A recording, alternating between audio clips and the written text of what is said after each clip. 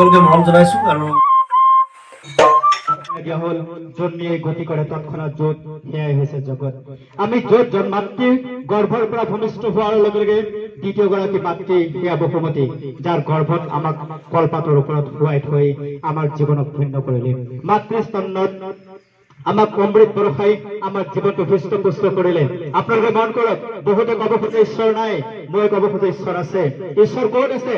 আপুনি জন্ম লোৱাৰ আগতে ঈশ্বৰে পৰিকল্পনা কৰিছিল আপুনি পৃথিৱীৰ অন্য বস্তু বাসস্থানৰ কাৰণে হাহাকাৰ কৰিব লাগিব, কিন্তু ভগৱন্তৰ পুৰুষৰ কিমান দয়াত চাওক, মাতৃ গৰ্ভত অমৃত স্বৰূপ দুগ্ধ দি দিলে।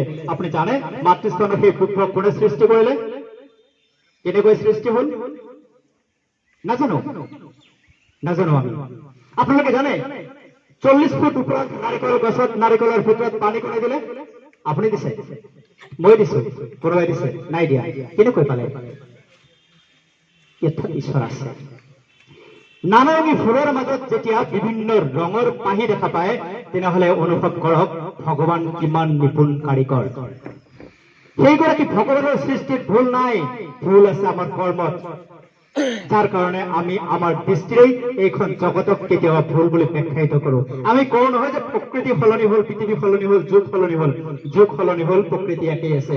আপুনি জন্ম হোৱাৰ আগৰ পৰাই আপোনাৰ পূৰ্বপুৰুষে সেউজীয়া প্ৰকৃতি দেখিছিল, আজি সেই সেউজীয়া প্ৰকৃতিৰ মাজত আমি আছো। গছৰ পাত পকিলে সৰে, ফল পকিলে সৰে, সেয়া প্ৰকৃতিৰ নিয়ম আজিও সলনি হোৱা নাই। সূৰ্য আগতে পোহৰ দিলে আছিল, পশ্চিমত মাৰ গৈছিল, আজিও আছে, অনাগত দিনতে থাকিব। যদি সলনি হৈছো আপুনি আৰু মই, সলনি হৈছে আপোনাৰ আৰু মোৰ কৰ্ম, সলনি হৈছে আপুনি আৰু মোৰ বিচাৰ, সলনি হৈছে আপুনি আৰু মোৰ সংঘৰ্ষৰ ভাৱ। ইয়াৰ মূল কাৰণ কি? ইয়াৰ মূল কাৰণ হৈছে ব্যক্তিকেন্দ্ৰিকতা, আত্মকেন্দ্ৰিকতা। অত্যন্ত ব্যক্তিগত হৈ পৰিছো আমি, নিজৰ ভোগ বিলাক ৰুচি অভিৰুচিৰ কাৰণে আমি সদায় প্ৰয়াস কৰি আছো।